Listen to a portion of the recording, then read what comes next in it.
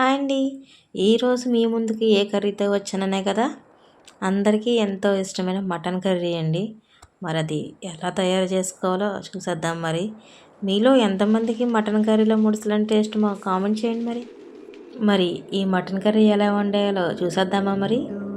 Start చేసేద్దాం, వచ్చేయండి.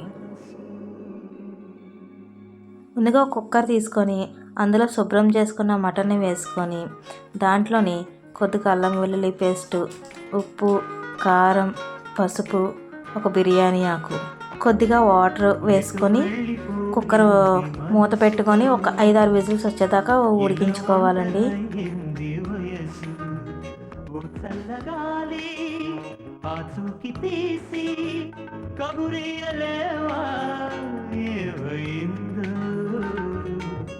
ఎటు వెళ్ళిపోయింది మనసు,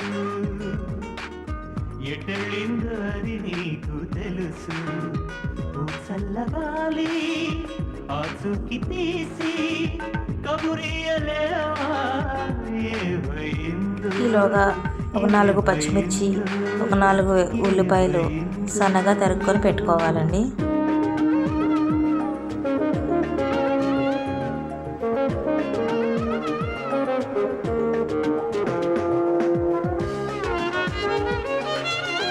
ఇప్పుడు స్టవ్ వెలిగించి కడాయి పెట్టుకొని ఆయిల్ వేసుకొని వేడి చేసుకోవాలి.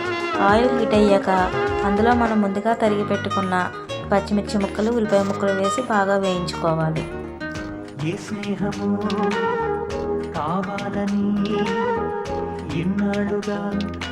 ఉల్లిపాయలు మధ్యలోగా ఒక మసాలా పేస్ట్ రెడీ చేసుకుందామండి. ఒక మిక్సీ జార్ తీసుకొని అందులో వెల్లుల్లి రబ్బలు, అల్లం, జీలకర్ర, ధనియాలు, దాల్చిన చెక్క, లవంగాలు, యాలకులు, జాజికాయ, జాపత్రి, అనాస పువ్వు వేసుకొని గ్రైండ్ చేసుకున్నాక అందులో మనం ముందుగా నానబెట్టిన జీడిపప్పు, గసగసాలు కూడా వేసి బాగా మెత్తగా పేస్ట్ చేసుకోవాలండి. ఇప్పుడు ఉల్లిపాయలు మగ్గిన తర్వాత అందులో మనం రెడీ చేసిన మసాలా పేస్ట్ కూడా వేసి పచ్చివాసన పోయేంత వరకు వేయించుకోవాలి.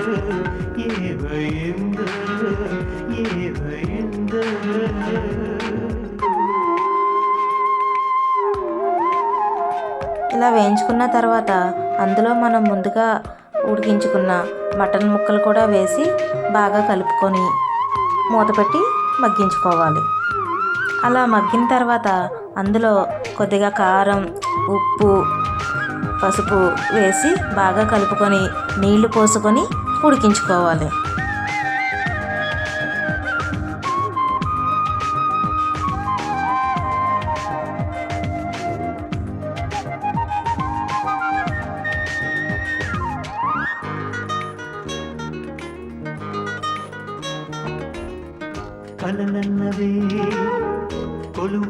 మనం ఆల్రెడీ ముందుగానే కుక్కర్లో ఉడికించుకున్నాం కాబట్టి ఉడకడానికి ఎంతో టైం పట్టదండి.